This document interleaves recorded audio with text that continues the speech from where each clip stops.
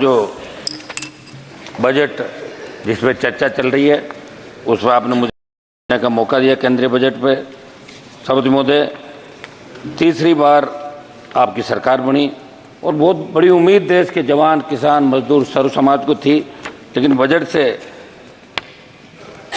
आम जन को निराशा हाथ लगी। मैं राजस्थान की नागौर लोकसभा से दूसरी बार चुनकर आया हूँ। आपको 14 और 19 के अंदर राजस्थान से 25 सीट दी सभापति महोदय, और बहुत बड़ी उम्मीद राजस्थान को थी, लेकिन राजस्थान सहित तमाम वर्गों को इस बजट से, जो मैं पिछले 2 दिन से चर्चा सुन रहा था, और उसके अंदर पक्ष बड़ा चढ़ा के बात कर रहा था, विपक्ष इस बात को कोस रहा था। हमें बिहार, आंध्रा को अगर विशेष पैकेज दिया उससे हमें कोई एतराज़ नहीं है, वो भी हमारे भाई हैं, लेकिन हम सबको जो पिछली 14 के अंदर आपको लाए, 19 के अंदर लाए, अब भी आपके जो साथ हैं उन लोगों का भी विशेष ध्यान रखना चाहिए। सौतेला व्यवहार देश के अन्य राज्यों के साथ नहीं होना चाहिए था। सभापति महोदय, प्रधानमंत्री जी को मैं कहना चाहता था, एक आपके हमारे राजस्थान स्टेट जहाँ के मुख्यमंत्री जी है, उन्होंने ट्वीट किया जब बजट यहाँ पर आया, तो मुख्यमंत्री जी ने ट्वीट किया, Patna Purnia expressway, Buxar Bhagalpur expressway, Bodhgaya Vaishali और दरभंगा में सड़कों का काम तेजी लाई जाएगी। बक्सर में गंगा नदी नया लेन वाला पुल 26,000 करोड़ की कुल लागत से। बिहार का ट्वीट हमारे मुख्यमंत्री जी ने किया, भजन लाल जी ने, और जब आलोचना हुई राजस्थान के अंदर तो उनको अपना ट्वीट वापस लेना पड़ा। उनको ये लगा कि चूक हो गई। वहाँ तो आपकी सरकार थी राजस्थान के अंदर, आपकी सरकार जहाँ है, और वहाँ व्यथित होकर मुख्यमंत्री को ट्वीट वापस देना पड़े, मेरे हिसाब से ये मामला ठीक नहीं। अब जब भी आप घोषणा करें, 8 करोड़ राजस्थान के जो लोग हैं, जिन्होंने भारतीय जनता पार्टी हमेशा आपके साथ खड़े रहे, उनके साथ धोखा हुआ, ऐसा इसके अंदर से। MSP पे सभापति महोदय, दूसरे कार्यकाल में देश का सबसे बड़ा किसान आंदोलन हुआ, लंबे समय चला, 700 से ज़्यादा किसानों ने शहादत दी, और मैं आपकी NDA का हिस्सा था। और किसान आंदोलन के समय अकाली दल और राष्ट्रीय लोकतांत्रिक पार्टी, जिन्होंने NDA को छोड़ा और किसानों के हक के लिए हमने राष्ट्रीय राजमार्ग जाम किया, मैं आपको छोड़ के अलग हुआ। उस समय आपके यहाँ से कई सांसद कहते थे कि अब की बार कैसे जीत के आओगे। अब की बार हम जीत के भी आए और 11 लोगों को साथ लेके भी राजस्थान से आए, ये आप जानते थे महोदय।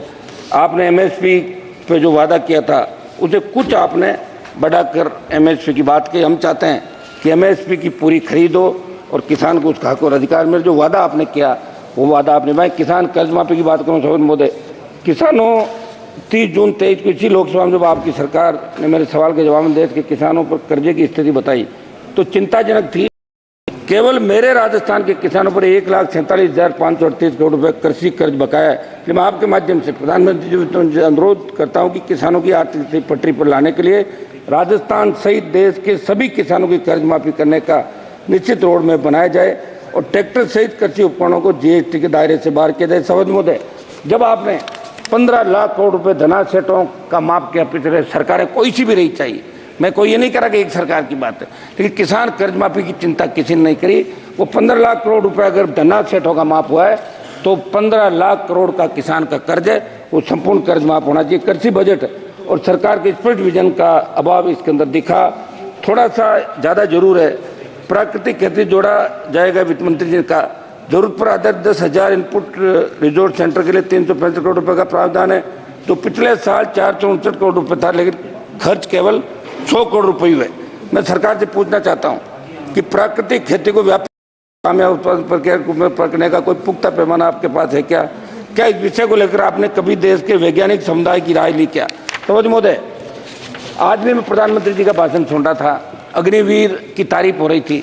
अग्निवीर के खिलाफ अगर देश के अंदर आंदोलन कहीं हुआ तो राष्ट्रीय लोकतांत्रिक पार्टी ने झंडे के साथ आंदोलन किया। जोधपुर में 2 लाख युवाओं ने बड़ी रैली की, और चूंकि राजस्थान, हरियाणा, पंजाब, उत्तर प्रदेश और दिल्ली के किसान के बेटे हमेशा शहादत देते हैं। 20,000 फीट ऊंची पहाड़ियों पे 50 किलो गोला बारूद और 56 के साथ उन्होंने कारगिल के अंदर भी लोहा मनवाया। लेकिन अग्निवीर से हर कोई परेशान है। पंजाब के अंदर जब 2 अग्निवीर शहीद हुए और उनकी पार्थिव देह एम्बुलेंस के अंदर वहाँ आई तो लोग अचंभित हो गए, कौन आया कौन नहीं आया। उनकी न कोई पेंशन की व्यवस्था, न उनकी शहीद का दर्जा देने की बात। सभापति महोदय, मैं चाहूँगा कि प्रधानमंत्री जी एक मिनट सभापति महोदय, प्रधानमंत्री जी बड़ा मंदिर का हरियाणा का चुनाव भी आ गए और राज्यों के चुनाव आपके कई जो कैंडिडेट हारे थे बीजेपी को, उन्होंने कहा था की वजह से हमारे अग्निवीर योजना को बंद किया जाए। सभापति महोदय, मैं मेरे 2-3 महत्वपूर्ण मामले में रख के जल्दी मेरी बात समाप्त करूंगा। अग्निवीर, हम कोई आपकी योजना का विरोध इसलिए करें कि देश का जवान इसका विरोध कर रहा है। सेना का सम्मान कैसे हो, किस तरह लोग शहीद होने के लिए जाते थे, रोज हम पढ़ते हैं, लेकिन अब लोग सेना में जाने से कतराने लगे। मेरी मांग है कि अग्निवीर समाप्त करके पूर्व की भांति सेना भर्ती ले लिया हूँ। सभापति महोदय, मेरी ये कौशल विकास और बेरोजगारी की जो बात कही, 20 लाख युवाओं को कौशल विकास प्रावधान की बात कही, ये झुंझुना तो आपने पकड़ा दिया, लेकिन इसमें जो केंद्रीय नौकरियों में जो हमारे पद खाली है उनको भरने के लिए आप आदेश करें।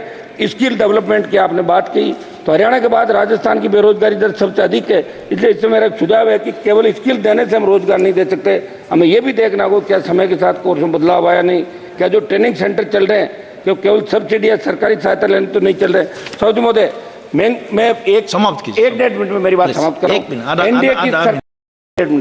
एनडीए की सरकार 14 महीने तब क्रूड ऑयल का क्या भाव था और आज क्या है? क्रूड ऑयल सस्ता हुआ, बावजूद इसके पेट्रोल डीजल की कीमत आसमान छू रही है। और महोदय, पेट्रोल डीजल की बढ़ती दरों का प्रत्यक्ष असर महंगाई पर पड़ रहा है। आज हालात क्या है महंगाई तरफ, लेकिन आपने बजट में माध्यम निर्धन वर्ग के महिलाओं की तरफ ध्यान नहीं दिया, कमर तोड़ दी। मैं चाहता हूं पेट्रोल डीजल की कीमतें कम हो। मैं राजस्थान पे आ रहा हूं, मेरे राजस्थान राज्य को जिस तरह आपने बिहार और आंध्रा को विशेष पैकेज दिया, महोदय राजस्थान राज्य के अंदर भी विशेष राज्य का दर्जा, जिसमें मापदंड होते हैं, जहाँ चंबल के बीड़, अरावली की लंबी पर्वतमाला, विशाल रेगिस्तान और ट्राइबल बेल्ट है, इन तमाम स्थानों में विपरीत हालातों में राजस्थान के लोग रहते हैं। आज़ादी के दशकों बाद गाँव में डाणियों में शुद्ध पीने का पानी नहीं। आपने पढ़ा होगा कि 20-20 किलोमीटर पैदल मटका सर पे रख के और जिस तरह महिलाएं पानी लाती थी, पानी के संचय, आज भी हम टांकों के अंदर बरसात का पानी इकट्ठा करते हैं। आज़ादी के 75 साल बाद आज बड़े विकट हालात राजस्थान के अंदर है। ट्राइबल बेल्ट में कुपोषण से 12 के अंदर 1 मिनट साहब, भूख से मौतें हुई। गांव के अंतिम छोर पर बैठे व्यक्ति को स्वास्थ्य सेवाओं से बुनियादी सुविधाओं का लाभ नहीं मिल पाता है। मैं आपसे मांग करता हूं कि राजस्थान को विशेष राज्य का दर्जा दे। दर्जा नहीं दे पा रहे हो आप, तो विशेष पैकेज राजस्थान को दें, ये मेरी मांग है। सभापति महोदय, ईआरसीपी पे लास्ट मेरी कंक्लूड कर रहा हूं। सभापति महोदय, ईआरसीपी को आपने राष्ट्रीय परियोजना घोषित किया, जो हमारे ये आपके ईस्टर्न के जिले हैं, भारत सरकार इसे राष्ट्रीय महत्व की परियोजना का दर्जा दें। आपने दर्जा नहीं दिया। मेरे सचिव नागौर सहित पश्चिम राजस्थान के वो तमाम जिले जिन्होंने अकाल के साये में अपना अतीत आज भी संघर्ष करें, वहाँ के खेतों में सिंचाई के लिए और लोगों को पीने के पानी के लिए ईआरसीपी की तर्ज पे पश्चिम राजस्थान के अंदर WRCP पश्चिम राजस्थान नहरी परियोजना को की आप घोषणा यहाँ से कराएं। ये मैं आपसे मांग करता हूँ। एक मेरा अंतिम और अंतिम आधा मिनट 10 सेकंड में। हाँ 10 सेकंड। मेरा ये साहब, आपने सौभाग्य योजना आप लेकर आए देश के अंदर और प्रत्येक ढाणी को विद्युतीकृत किया, लेकिन सौभाग्य की फिर संशोधित योजना लाई, कुछ रह गया था, हमारा बजट खर्च नहीं हुआ। RDSS विद्युतीकरण के लिए सौभाग्य की संशोधित योजना RDSS आई, आज मेरा जो आई, इसमें मेरा सवाल है जिसमें आपने बताया कि नागौर, डीडवाड़ा, कुचामन जिले के लिए 15,615 घरों में विद्युतीकरण के लिए 25.57 करोड़ रुपए दिए। केवल मेरे संसदीय क्षेत्र की बात करो तो अभी के प्रावधान के अनुसार 45,000 रुपये तय कर रखे कि भाई 45,000 रुपये तक अगर है तो सरकार देगी। मेरी मांग है कि बहुत ढाणियां बस गई, दूर दूर ढाणियां, तो 45,000 का ही राइडर हटा के 80,000 रुपये तक आप ये किया जाए, दूरी बढ़ाई जाए, तो और ज्यादा लोगों को लाभ मिलेगा। बहुत बहुत आपको धन्यवाद। हरसिमरत बहुत बहुत धन्यवाद। सर, मैं तो मांग करूंगी कि इस